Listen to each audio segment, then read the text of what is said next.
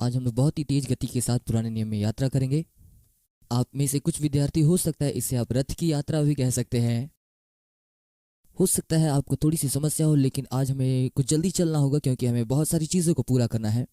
पूरे पुराने नियम को हमें ख़त्म करना है और जैसा हम जानते हैं 29 को स्कूल ख़त्म हो रहा है। और आप में से वे लोग जो यहाँ रह रहे हैं, आप जानते हैं कि मैं हर समय शहर में नहीं रहता और जब मैं यहाँ रहता हूँ आप सुन सकते हैं। लेकिन मैं आपको बताना चाहता हूँ कि कल सुबह मैं यहाँ से निकल रहा हूँ। आप सबको यहाँ देखकर मुझे अच्छा लगा। सभी को बाय बाय। और शायद मैं क्रिसमस से पहले लौट आऊँ। ठीक है, हमें इस बात को ध्यान देना है कि आज हमें पुराने नियम का सर्वेक्षण इसे आरंभ करना है और इस विषय का यह पहला पाठ है। पहला पाठ या पहला विषय। और जैसा कि हम इस क्लास को आरंभ करने जा रहे हैं, मैं इस कक्षा के विषय आपको इस विषय से परिचित कराना चाहता हूँ और ये बताना चाहता हूँ कि हम लोग क्या क्या चीज़ों को देखेंगे। मुझे ये कहने दें, आरंभ में यह एक सर्वेक्षण है। ये कोई वचन का क्रमबद्ध अध्ययन नहीं होगा और यहाँ पर हम एक एक करके वचन नहीं देख पाएंगे। और हमें पढ़ाने की अनुमति इसलिए दिया गया है ताकि हम प्रभु के आगमन से पहले आपको पढ़ा ले, इसलिए एक संक्षिप्त सर्वेक्षण करेंगे। और मैं आपको ये बताना चाहता हूँ कि हो सकता है ये क्लास जितना ज्ञानपूर्ण आप सोच रहे हैं शायद उतना ना हो। कुछ सालों पहले जब एंड्रू ने मुझे ये विषय पढ़ाने को कहा था, तब मैं पहले कभी भी पुराने नियम का सर्वेक्षण ये नहीं पढ़ाया था। और इस स्कूल के आरंभिक दिनों में हम लोग सोच रहे थे कि कौन इस विषय को यहाँ पर पढ़ाएगा। उसने मुझे पुराने नियम का सर्वेक्षण पढ़ाने को कहा और बाइबल कॉलेज में पढ़ाने के लिए ये जानना जरूरी है कि बाइबल में क्या है। और इसलिए हम लोग इस विषय के लिए हम लोग तैयारी करना आरंभ कर दिए। इसके लिए हम लोग कई मसीही किताबों की दुकानों पर गए और पुराने नियम के सर्वेक्षण शीर्षक किताब खरीदें। और इससे पहले कि उन किताबों के तीसरे पन्ने तक मैं पहुंचूं, मेरी आंखें बंद हो जाती थी। क्या आप जानते हैं, मैं ऐसा नहीं मैं ऐसा नहीं कहता कि वो किताबें अच्छी नहीं, लेकिन उनमें वो बात नहीं थी जो कुछ हम पुराने नियम के संदर्भ में हम कहना चाहते थे। उन बातों को मैंने उस किताब में नहीं पाया। उसमें बहुत सारे तथ्य ज़रूर हैं और उस किताब में बहुत सारे नाप जोख, पैसे के संबंध में बातें, उस समय की संस्कृति और परंपरा और रीति विधि के बारे में। और तब इसके बाद हमने निर्णय लिया कि हम कुछ और करें और इसमें थोड़ी और बहुत खोज करते हुए उन तथ्यों में हम जीवन डालने का काम करें। हो सकता है बौद्धिक स्तर पे यह बहुत अच्छा बाइबल सर्वेक्षण ना हो, लेकिन ऐसा माना जरूर जा सकता है। और इनमें से प्रत्येक किताब और क्या आप जानते हैं, आपके सामने मैं कह रहा हूँ, मैं इसका अध्ययन करने के लिए बहुत बार मैंने इसे पढ़ा और वास्तव में एक अच्छी बात यह हुई कि परमेश्वर ने मुझे दिशा दी कि मैं उस दिशा में अध्ययन कर पाऊँ। और जैसा कि यूहन्ना रचित सुसमाचार उसके 5वें अध्याय में आया, जहाँ यीशु यहूदियों से बातें करते हैं और उनसे कहते हैं कि तुम वचनों में ढूंढते हो और सोचते हो कि तुमने अनंत जीवन पा लिया है, परंतु वो तो मेरे विषय में गवाही देता है। जब मैंने इस वक्तव्य को देखा तो मैं इस बात को महसूस किया कि पुराना नियम, हम देखते हैं जब भी वे लोग नए नियम में किसी व्यवस्था या फिर वचन की बात करते हैं, वो उस समय वे पुराने नियम के विषय में बातें करते क्योंकि उनके पास वही एकमात्र था। और हम देखते हैं एमाउस के रास्ते पर, और वहाँ ऐसा देखते हैं जब उन्होंने व्यवस्था देखी तो उनका हृदय जो था वो कायल हो गया। ये व्यवस्था क्या है? पुराना नियम ही है। पौलुस जितनी बार व्यवस्था का जिक्र किया गया है वो पुराना नियम ही है। नए नियम के जितने भी लेखक है उनके पास जो था वो एकमात्र पुराना नियम। और अगर यदि आप गौर से पुराने नियम की बातों को आप सोचेंगे तो पाएंगे कि वे सारी बातें आज के दौर से कितनी मिलती जुलती है। हम जरूर इस बात को जानते हैं कि वहाँ कुछ व्यवस्था थी और कुछ परंपराएं और रीति विधियाँ थी जो इन दिनों में ज़रूरत नहीं है। वे सब एक छाया मात्र है अब उन भली चीज़ों का जो कि आने पर है, जैसा इब्रानी 10वें अध्याय में लिखा है क्योंकि व्यवस्था जिसमें आने वाली अच्छी वस्तुओं का प्रतिबिंब है। हम एक ऐसे समय में रह रहे हैं जहाँ अच्छी वस्तु आने वाली है। ये ज़रूरी बात है कि हम उस तस्वीर को पहचाने जो पुराने नियम के द्वारा बनाया गया है, जो परमेश्वर की योजना और मानवता से संबंधित रखता है।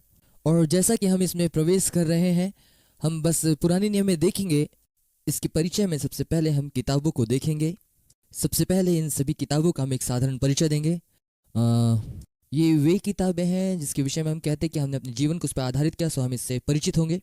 और इसलिए जैसा कि हम इस पाठ को आरंभ करने ही पर हैं, सबसे पहले हम इन किताबों की एक सूची बनाएंगे, जैसा कि पुराने नियम में इसके अलग अलग भागों में से बांटेंगे। और ये सारी बातें जो हम यहाँ पर कर रहे हैं ये बस एक नींव रखने जैसा है और ये बेहद महत्वपूर्ण है। और मैंने अपने पास्टरी सेवा के दौरान पाया कि बहुत सारे लोग इस विषय में और बाइबल के बारे में वे परिचित नहीं हैं। और क्या आप जानते हैं, मुझे एक बार अवसर मिला एक बड़ी सभा में बोलने के लिए, और वहाँ पर जब मैं गया, मैं लोगों से बाइबल की एक किताब को निकालने के लिए कहा जो बाइबल में नहीं थी, लेकिन मैंने यूं ही कहा कि आप निकालें। और लोग पन्ने पलटने लगे और उन्हें वो नहीं मिलने लगा। तब मैंने कहा कि आपने बगल वाले से देख लें, और वे खोजने लगे।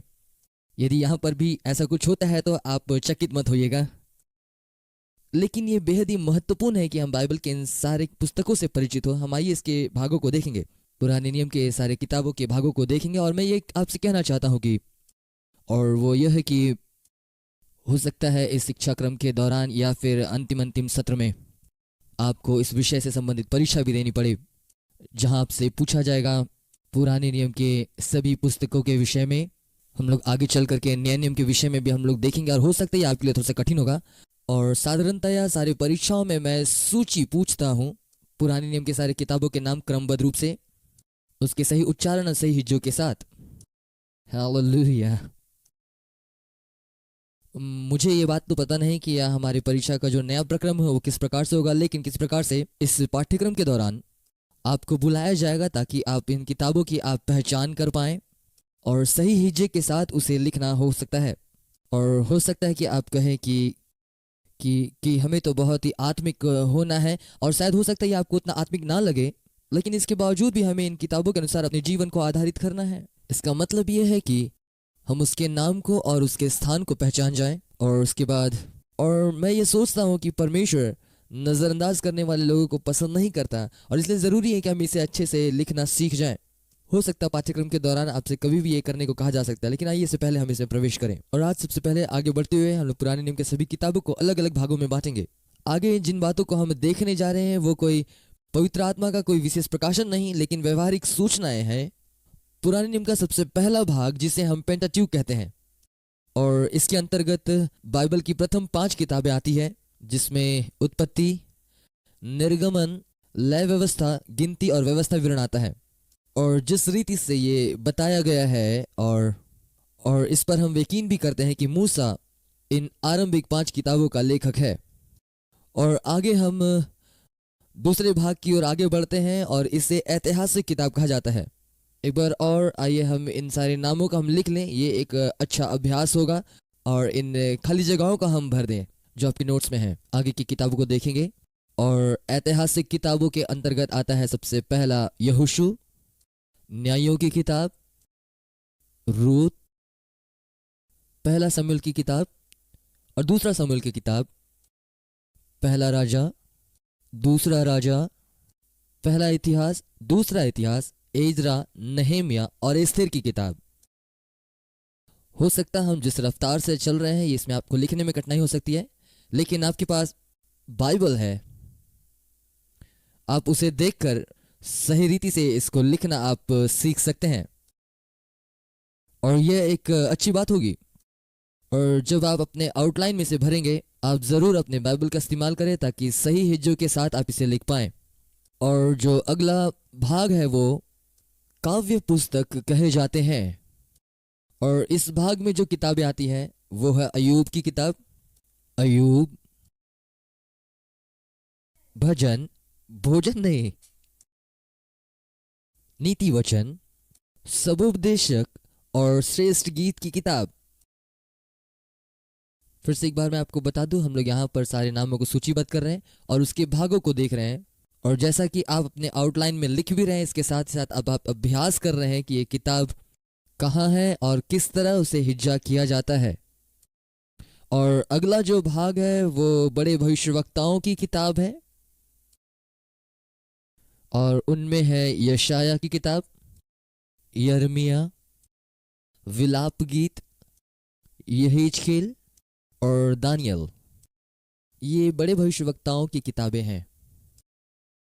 और जो अंतिम भाग है वो छोटे भविष्यवक्ताओं की किताब है। छोटे भविष्यवक्ताओं में सबसे पहला है होशे, योएल, आमोस, ओबद्याह, योना, मीका, नहूम, और जो अगला है जिसके विषय ज़्यादा चर्चा की जाती है, हबकुक या हबाकुक। अब आप चुन ले कौन सही है, हबकुक या हबाकुक।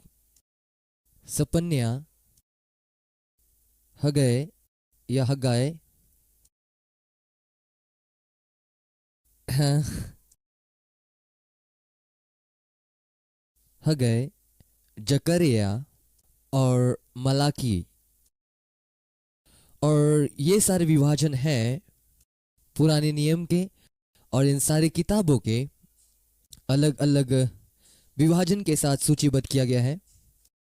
और जैसा आप अपने आउटलाइन में सूचीबद्ध करेंगे तब आप इसको हिज्जा करना और उच्चारण करना सीख जाएंगे और उसके सही क्रम को भी सीख जाएंगे।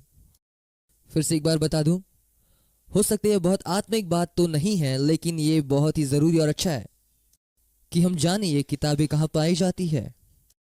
और मुझे आपको उत्साहित करने दे जब तक आप इसके साथ एक अच्छा परिचय ना बना लें। इसी कारण से आपके बाइबल के पहले पन्ने में ही वो तालिका दी गई जिससे आप जान सकते कि ये किताबें कहाँ कहाँ पाई जाती है।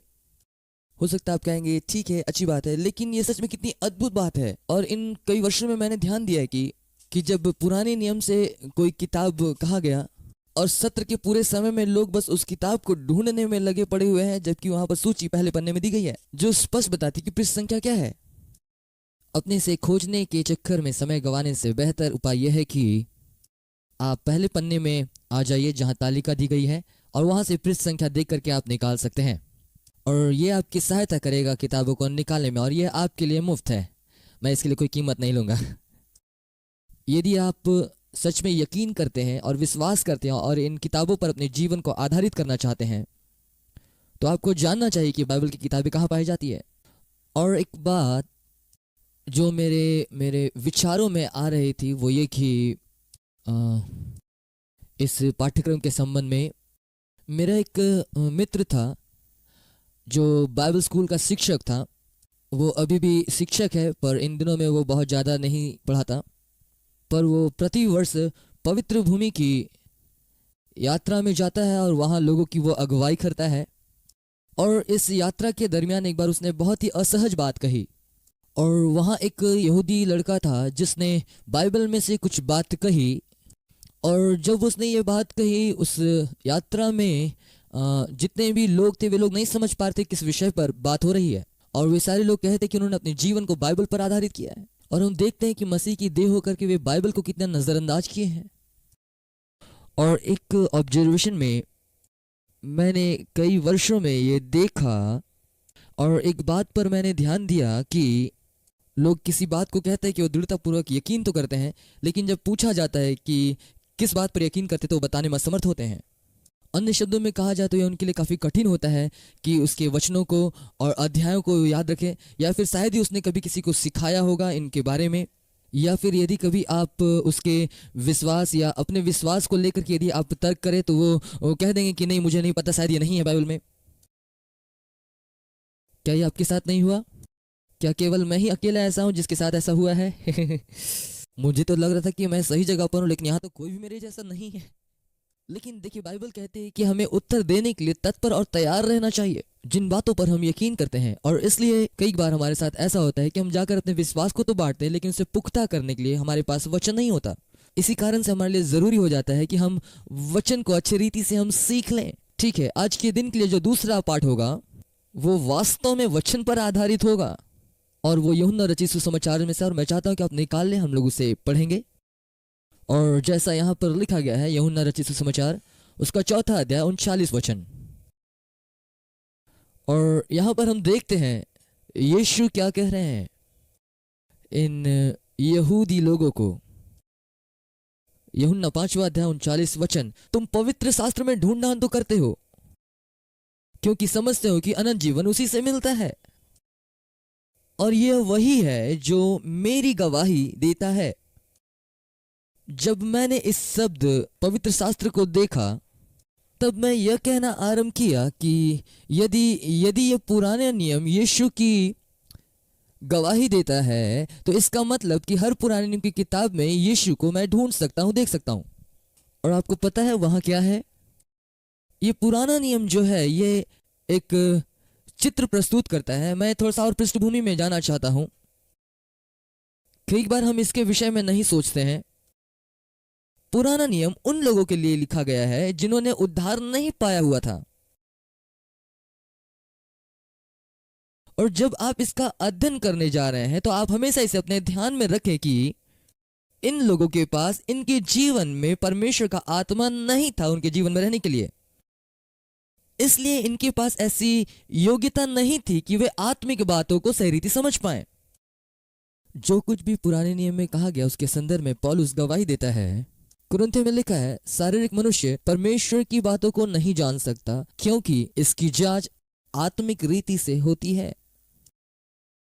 और इसलिए परमेश्वर अपने पूरे अनुग्रह और दया के साथ ये चाहता है कि लोगों के साथ बातचीत करे जो उनसे प्रेम रखते हैं और उसकी इच्छाओं पर चलते हैं, लेकिन वे उसकी आत्मिक बातों को समझ नहीं पाते।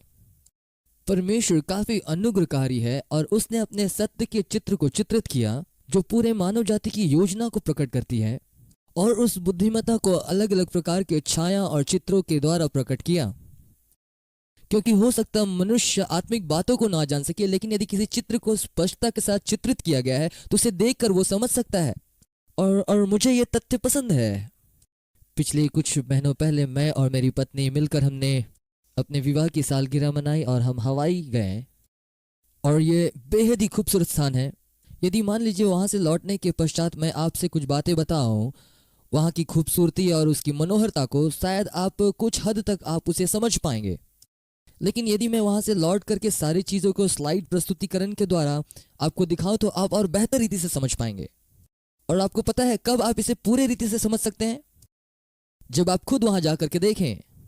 और यही बात यहाँ पुराने नियम में भी हो रही है, जहां पर ये सारी सच्चाइयां बताई गई हैं और उन सच्चाई की तस्वीरों को ही हम देख पा रहे हैं। लेकिन जब हम नए वाचा में आ जाते हैं, जब हमारा उद्धार हो जाता है तब, और जब परमेश्वर का आत्मा हम में रहता है, तब हम वास्तविकता को अनुभव कर पाते हैं और उन सारी बातों को जान पाते हैं जो चित्रित की गई हैं। और फिर से एक बार आप और मैं जो प्रभु में उद्धार पाए हैं, नए जन्म का अनुभव किया है, अब हमारे अंदर पवित्र आत्मा वास करता है जो हमें इन सारी सच्चाइयों को प्रकट करता है और वो इन सारी सच्चाइयों को हमें जीवंत करता है। और इन्हीं सारी बातों से होकर के हम गुजरने वाले हैं, जाने वाले हैं। और बहुत सारे लोग कई बार पुराने नियम को खोलते भी नहीं, क्योंकि वो कहते हैं कि ये तो प्रासंगिक है।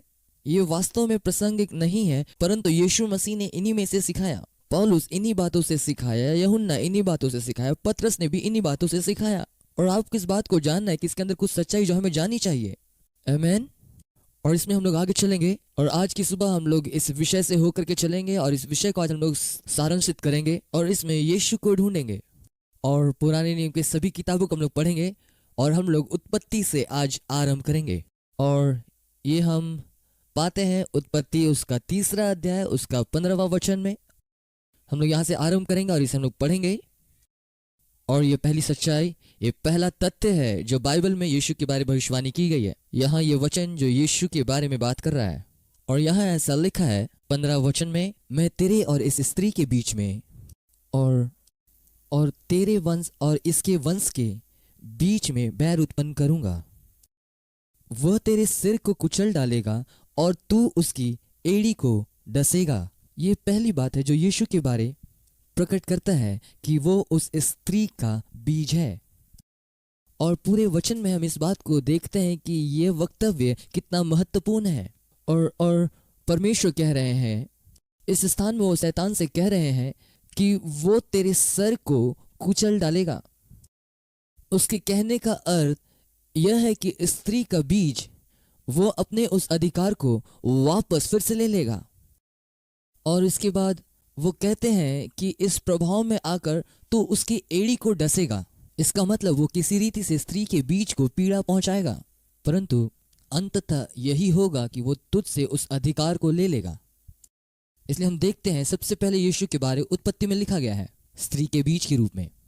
इसके बाद निर्गमन की किताब में, पुराने नियम में जब हम आगे बढ़ते हैं, उत्पत्ति के बाद जो अगला किताब आता है निर्गमन उसका 12 अध्याय में, कितना सुंदर तस्वीर यहाँ प्रस्तुत किया गया है। हम जरूर इससे विस्तारित रूप से देखेंगे, लेकिन आइए इस घड़ी देखें हम लोग।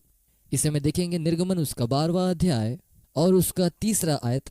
परमेश्वर मूसा से योग कहता है, इज़राइल की सारी मंडली से इस प्रकार कहो, इसी महीने के 10वें दिन को तुम अपने अपने पितरों के घराने के अनुसार घराने पीछे एक एक मेमना ले रखो। और इसी प्रकार आगे बढ़ते हुए वो कहते हैं कि तुम्हारा मेमना दोष रहित हो, एक नर मेमना जो 1 वर्ष का हो। और जैसा हम इसमें आगे बढ़ते जाएंगे, इस पाठ्यक्रम में हम आगे नए नियम में देखेंगे, यहाँ पर हम देखते हैं यीशु मसीह फसह के उस मेमने के रूप में प्रकट किया गया है। और प्रेरित पौलुस के अनुसार इस प्रकार से कहा गया है, मसीह जो हमारा फसह का मेमना है पहले ही बलिदान हो चुका हमारे लिए। और देखते हैं वो किस रीति से जोड़ता है।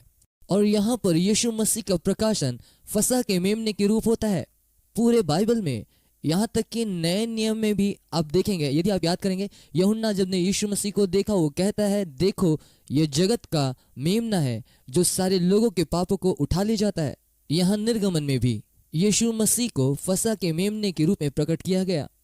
इसके बाद लय व्यवस्था में और उसका 17वां अध्याय और उसके 11वें वचन को देखेंगे। और यहाँ पर इसके विषय कहा गया है कि शरीर का प्राण लहू में रहता है और उसको मैंने तुम लोगों को वेदी पर चढ़ाने के लिए दिया है कि तुम्हारे प्राणों के लिए प्रायश्चित किया जाए, क्योंकि प्राण के कारण लहू ही से प्रायश्चित होता है। और यहाँ पर वचन इसके विषय बात करता है कि बिना लहू बहाए पापों की क्षमा नहीं होती है। और फिर से एक बार पुराना नियम यहाँ एक तस्वीर प्रस्तुत करता है कि यीशु मसीह ही वो प्रायश्चित का बलिदान है। इसके बाद गिनती की किताब उसका 20वां अध्याय और हम लोग देखेंगे उसका 8 और 11 वचन। 8वां वचन कहता है, गिनती 20 उसका 8, उस लाठी को ले और तू अपने भाई हारून समेत मंडली को इकट्ठा करके और उनके देखते उस चट्टान से बातें कर, तब वह अपना जल देगी। इस प्रकार से तू चट्टान में से उनके लिए जल निकाल कर मंडली के लोगों को और उनके पशुओं को पिला। और फिर 11 वचन ऐसा कहता है, तब मूसा ने हाथ उठाकर लाठी चट्टान पर 2 बार मारी और उसमें से बहुत पानी फूट निकला और मंडली के लोग अपने पशु समेत पीने लगे। अब इस कहानी में यहाँ बहुत कुछ है और हम जानते हैं जब पहली बार ऐसा हुआ, जब वे मरुभूमि में थे, तब परमेश्वर ने निर्देश दिया कि वो लाठी ले और चट्टान पर उसे दे मारे और वहां से पानी निकला। अब यहाँ पर हम देखते हैं यीशु को चित्रित किया गया है उस चट्टान के रूप में। और बहुत सारे गीत इस रीति से, जैसे मैं अपने उद्धार के चट्टान के पास में जाऊंगा, मुझे उस चट्टान में छुपा ले, और बहुत सारे ऐसे गीत जो इस बात को प्रस्तुत करता है कि यीशु मसीह ही वो चट्टान है। और यहाँ इस रीति से वो प्रकट किया जाता है गिनती की किताब में व्यवस्था विवरण उसका 18 अध्याय 18 वचन में। हमारे पास शायद इतना समय नहीं कि हम सारी किताबों को खोल करके देखेंगे, लेकिन आइए हम इन पदों को हम लिखते जाएं। व्यवस्था विवरण 18 अध्याय 18 वचन में वो एक विश्वास योग्य भविष्यवक्ता के रूप में प्रकट हुआ। एक विश्वास योग्य भविष्यवक्ता। यहोशू उसका 5वां अध्याय और उसका 14 और 15वां वचन ऐसा कहता है। इसे हम लोग इस घड़ी नहीं पढ़ेंगे, ये बहुत ही अच्छा है। और यहाँ पर यहोशू 5वां अध्याय उसका 14 और 15 आयत में कहता है, मैं यहोवा की सेना का प्रधान होकर अभी आया हूँ। और यहोशू पृथ्वी पर मुंह के बल गिर कर उसकी आराधना करने लगा और उसने कहा, अपने दास के लिए मेरे प्रभु की क्या आज्ञा है। और यहाँ पर हम देखते हैं वो यहोवा की सेना का प्रधान के रूप में पहचाना गया। इसके बाद न्यायों की किताब में उसका 2 अध्याय और 18 वचन अलौकिक छुटकारा देने वाले के रूप में प्रकट किया गया। यहाँ रूत की किताब में उसका 3 अध्याय और 12 वचन में वो हमारा छुड़ाने वाला कुटुंबी है। यदि इसे दूसरे शब्दों में कहें, वो हमारे ही समान हाड़ मांस का मनुष्य बना, वो हमारा छुड़ाने वाला कुटुंबी है। पहला समूएल उसका 2 अध्याय 10 वचन में वो एक अभिषिक्त जन के रूप में प्रकट किया गया। 2 समूएल उसका 7वां अध्याय उसका 14 वचन। वास्तव में यहाँ पर 12 से 16 वचन तक देखने पर पता चलता है कि वो दाऊद के संतान के रूप में प्रकट हुआ। और पहला और दूसरा राजा की किताब में वो आने वाले राजा के रूप में प्रकट हुआ और वो अब भी आने वाला राजा है। आमीन। और इस बात को हम नए नियम में अच्छी रीति से जान और महसूस कर सकते हैं कि वो तो राजाओं का राजा है, वो तो राजाओं का राजा है, सबसे महान। जी हाँ, वो है। आमीन। वो हम में से कईयों को परमेश्वर के अधीन राजा और याजक के रूप में तैयार करता है। वो राजाओं का राजा है। और इसके बाद पहले और दूसरे इतिहास में वह उस मंदिर का पुनर्निर्माण करने वाला है। इज़रा नबी की किताब उसका 7वें अध्याय में और उसके 10वें अध्याय में वो व्यवस्था और विधि सिखाने वाला है। नहम्याह की किताब में वह टूटे हुए शहरपनाह को फिर से बनाने वाला है, पुनर्निर्माण करने वाला, शहरपनाह का फिर से निर्माण करने वाला। इसके बाद एस्तेर की किताब उसके 4थे अध्याय में वो हमारा मोर्दकै है जो अपना तरस हमारे प्रति प्रकट करता है। अयूब उसका 19 का 25वां वचन वो हमारा जीवित छुड़ाने वाला है। और अयूब कहता है मैं जानता हूं मेरा छुड़ाने वाला जीवित है और वो अंत में पृथ्वी पर खड़ा होगा। और इसी रीति से यीशु मसीह के बारे कहा गया है। और इसके बाद भजन संगीता में बहुत सारे अलग अलग स्थानों में यीशु मसीह के बारे कहा गया है, लेकिन जिस बात को मैंने चुना है और वह वचन बहुत ही स्पष्टता से कहता है, भजन संगीता 23, वो हमारा चरवाहा है, वो मेरा चरवाहा है, प्रभु परमेश्वर यहोवा मेरा चरवाहा है और मुझे कुछ घटी ना होगी। और एक अन्य अनुवाद में ऐसा कहा गया कि मुझे किसी भली वस्तु की घटी नहीं होगी। हालेलुया। वो प्रभु परमेश्वर, प्रभु यीशु मसीह हमारा चरवाहा है। नीति वचन उसका 8वां अध्याय वो परमेश्वर की बुद्धि है। और जब हम पूरे नीति वचन से होकर के जाएंगे हम देखेंगे यीशु मसीह परमेश्वर की बुद्धिमता है। सबोपदेशक की किताब और उसका 12वां अध्याय वो एक महान शिक्षक है। श्रेष्ठ गीत की किताब, यहाँ पर भी बहुत सारे वचन है, लेकिन जो मुख्य बात है वो शारोन का गुलाब है और तराई का सोशन फूल है। और मेरे लिए वो तो 10,000 से भी कहीं खूबसूरत है।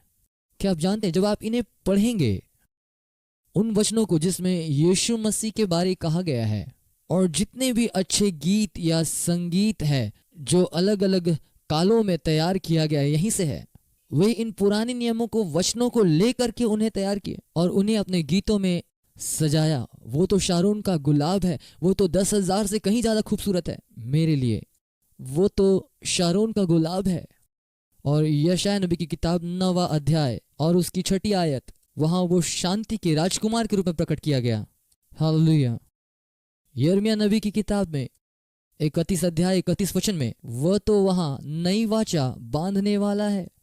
पुराने नियम के इन सभी शिक्षाओं में वह अपने आप को यहाँ प्रकट कर रहे हैं और ये सारी बातें कि वे वहीं के वहीं नहीं रह जाएंगे, लेकिन वह तो उनके साथ एक नई वाचा बांधता है। विलाप गीत और उसका 3रा अध्याय, वहां पर वह एक दुखी पुरुष के रूप में जाना गया जो अपने जीवन में दुख से पीड़ित है। और अभी शायद इसके विषय में सुनकर के हमें उतना महत्वपूर्ण नहीं जान पड़ता, लेकिन जब हम इसमें से होकर के जाएंगे और लगातार जब उस पर अध्ययन करेंगे तब देखेंगे कि परमेश्वर की योजना का एक भाग है कि हमारा एक महायाजक है जो हमारे जीवन की दुर्बलता और कमजोरी को दिखाता है।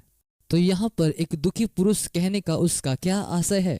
इसका कहने का आशय यह है कि जब आप अपने जीवन में दुख अनुभव करते हैं, यीशु मसीह भी उसके साथ गिना जाता है, आपके साथ होता है, क्योंकि वह आपके साथ है और उसने उसे अनुभव किया है। वो दुखी पुरुष जो खेदित है। यहेजकेल नबी की किताब उसका 43 अध्याय 2रा वचन, वो परमेश्वर की महिमा के रूप में प्रकट हुआ। परमेश्वर की महिमा का आशय है उसकी उपस्थिति का प्रकटीकरण, परमेश्वर की उपस्थिति का पहचान होना। यीशु मसीह ने स्वयं इस बात को कहा। उसका कार्य यह है कि पृथ्वी में आने के पीछे उसका यह आशय था कि वह परमेश्वर को प्रकट करे, लोगों के सम्मुख परमेश्वर को प्रकट करे। और वो इतना सफल रहा कि वो कह पाया कि जिसने मुझे देखा उसने पिता को देखा। वो तो पूर्णतः परमेश्वर की महिमा का प्रकटीकरण था, परमेश्वर के उपस्थिति के प्रकटीकरण का पहचान। दानियल की किताब उसका 3रा अध्याय, ये बेहद उत्साहजनक है। ये वो घटना है जब 3 यहूदी लड़कों को बांध करके आग के भट्टे में डाला गया था और राजा कहता है क्या हमने 3 लोगों को हाथ पांव बांध कर नहीं डाला था? और फिर वो कहता है उस आग के भट्टे में उन तीनों के साथ ये चौथा व्यक्ति कौन है जो परमेश्वर के पुत्र सरीखा दिखता है? यीशु मसीह वहां पर सदरक, मेशक और अबेदनगो के साथ साथ रहे आग के भट्टे में। वो चौथा पुरुष होशे नबी की किताब उसका 3रा अध्याय और 1 वचन, वो तो अविश्वास योग्य को प्रेम करने वाला है। हालेलुया। और हमारे लिए एक शुभ संदेश है, जो भी कि कई बार हम विश्वास योग्य नहीं होते परंतु वो विश्वास योग्य है, वह तो अविश्वास योग्य से भी प्रेम करने वाला है। योएल नबी की किताब उसका 3 अध्याय 16 वचन, वो तो इज़राइल के आशा के रूप में प्रकट हुआ। निश्चय वो है, वो ना सिर्फ इज़राइल की आशा है वरन पूरे संसार की आशा है। आमोस उसका 9 अध्याय, वहां उसे एक पति के रूप में प्रकट किया गया है। ओबदया की किताब, वो एक उद्धारकर्ता के रूप में प्रकट किया गया। योना, वो जो पुनरुत्थित हुआ। मत्ती रचित सुसमाचार उसका 12 अध्याय उसका 40वां वचन, आगे जो नया नियम है ऐसा कहता है, और इस वचन में हम यीशु मसीह के चित्र को देख पाते हैं। मीका उसके 5वें अध्याय में वो एक शासक है इज़राइल का। नहूम, वो हमारा पलटा लेने वाला है। और हबकुक या हबकुक में वो एक सुसमाचार प्रचारक है जो जागृति के लिए निवेदन करता है। सपन्या उसका 3 अध्याय 15 वचन, वो इज़राइल का राजा है। हगय उसका 2 अध्याय 7 वचन, वो तो राष्ट्र का चाहत है। जकरिया उसका 3 अध्याय 8 वचन, वो धर्मी शाखा है। और अंततः मलाकी 4 अध्याय उसका 2 वचन में, और वह धार्मिकता के पुत्र के रूप में प्रकट किया गया है जिसके पंखों की आड़ में चंगाई है। और ये तो बस एक छोटा परिचय मात्र है कि हम वचनों में से होकर के किस तरह से गुजरेंगे। और फिर से एक बार हम उन बातों को देखने जा रहे हैं जो पुराने नियम के उन लोगों को जिनके विषय में हम पढ़ते हैं, और परमेश्वर ने किस रीति अपने उस उद्धार की योजना को प्रकट किया, और किस प्रकार की छाया या प्रतिबिंब जो प्रकट की गई है या फिर हमारे सामने प्रदर्शित की गई। कई लोग पुराने नियम में सिर्फ उन घटनाओं को देखते हैं जो आने वाले दिनों में होने जा रही है, लेकिन आप और मैं उसके दूसरे पहलू में नई वाचा के अंतर्गत पीछे की ओर देखेंगे कि ये सारी बातें किस रीति से हमारे लिए पूरा किया गया। सारी उद्धार की बातें, सारी छुटकारा की बातें, ये दोनों ही बातें, पुराने नियम और नए नियम की बातें, क्रूस पर आकर के मिल जाती है। पुराने नियम की सारी बातें वो आगे की ओर देखती है, जो बातें अब होने पर है। हम आशीषित लोग हैं क्योंकि हम पीछे की ओर देख रहे हैं उन सारे कामों को जो हमारे लिए कर दिया गया है। हमें इस बात को हमेशा स्मरण रखना है कि वो वही समान घटना है जो कि ये वो है जो भिन्नता को लेकर आती है, और ये बात हमारी अनंतता को तय करती है। और ये घटना जो उस कलवरी क्रूस पर पूरा हुआ, और जैसा कि पुराना नियम इस घटना के विषय में बातें करता है, और इस प्रकार की सभी तस्वीरें, इस प्रकार के सभी बलिदान, सारे भेंट, ये सब इस बात को प्रदर्शित करती है कि किस रीति से यीशु मारा गया, गाड़ा गया और फिर पुनरुत्थित हुआ एक चित्र के रूप में। और पुराने नियम के लोग, उनको ये छुटकारा दिया गया, और इन बातों के द्वारा उनका उद्धार संभव हो पाता है। ठीक है, हो सकता है हम इसे कई बार दोहरा करके कह सकते हैं, लेकिन हमें महसूस करने की आवश्यकता है कि वचन बहुत स्पष्ट कहती है कि बिना लहू के बहाए पापों से छुटकारा नहीं है। और ये सब बात तो उस सिद्ध बलिदान के लहू बहाए जाने के संदर्भ में है जो उस कलवरी क्रूस पर पूरा हुआ, और हम जानते हैं वो कोई और नहीं, वो यीशु मसीह है। और उस कलवरी क्रूस के दूसरे पक्ष की ओर हम यदि देखें, वहां ये चित्र प्रस्तुत किया गया है आगे, और लोगों के मन में क्या डाला गया है कि यदि उन्हें परमेश्वर के साथ एक सही संबंध में आना है तो बलिदान चढ़ाना है। और इस बात को कहने के साथ ही, और ये कई नए सत्य को उजागर करता है जिसको हम देखने पर हैं जैसे जैसे हम इसमें आगे बढ़ेंगे और पुराने नियम में देखेंगे। और एक सत्य जो बहुत महत्वपूर्ण है कि हम उसे समझ जाएं कि आज, और जब हम इसे पढ़ते हैं, यहाँ एक तर्क है, और आप इसे माने या ना माने, इतने वर्षों के बाद भी मसीह के देह में एक बहुत बड़ा वाद विवाद है, और इसे अलग अलग भागों में विभाजन भी किया गया, और ये विभाजन गलत तरीके से हुआ अनुग्रह और व्यवस्था के संबंध में। क्या आप में से कोई पहले इस शब्द को आपने सुना है? आप में से मात्र 3 लोग, और आप बाकी लोग, आपने क्या कभी ऐसा नहीं सुना है? और मैं ये मानता हूं, आप माने या ना माने, हम अपने जीवन में कई ऐसे पड़ाव में आते हैं, ऐसे बिंदु पर आते हैं जहां पर व्यवस्था और अनुग्रह में तर्क होता है। क्या यह सही नहीं है?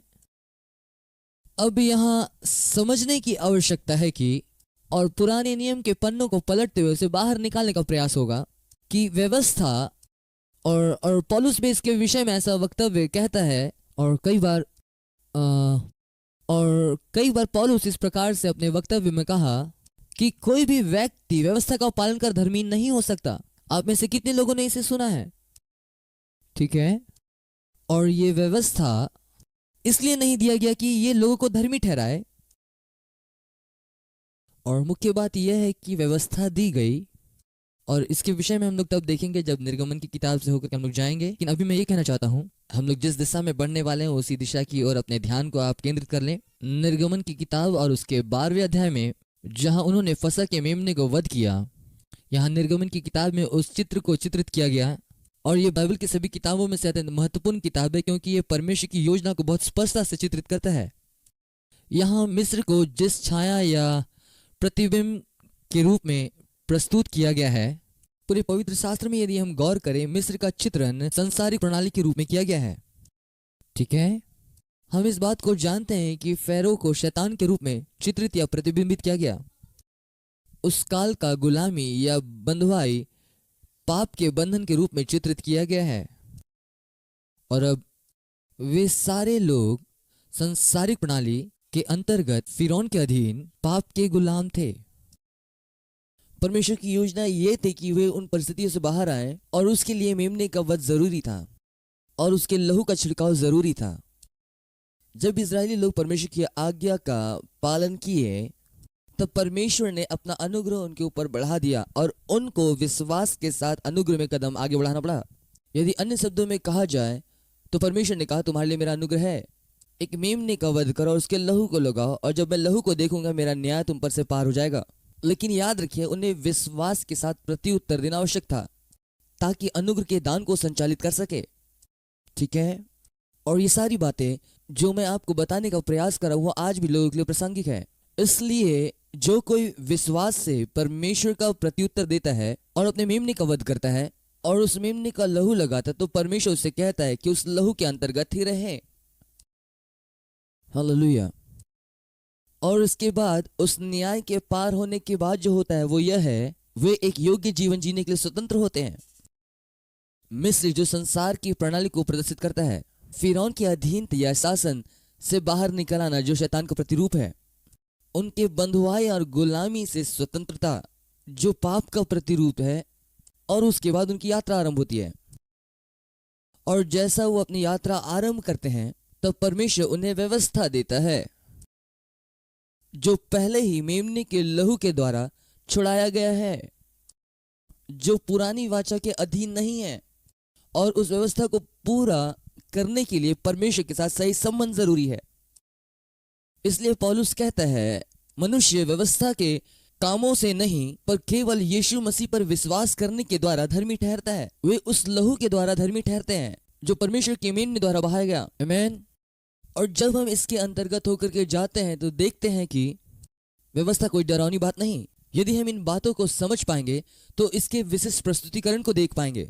और आज के लोगों को जब आप सिखाना आरंभ करेंगे बाइबल के सत्य और सैद्धांतिक बातों को, जहां वचन हमेशा जीवन के विषय में बात करती है, लोग कई बार उठ करके खड़े होंगे और शायद इस बात को आपने सुना होगा कि आप तो हमें फिर से व्यवस्था के अधीन कर रहे हैं। क्या आप में से किसी ने कभी ऐसा सुना?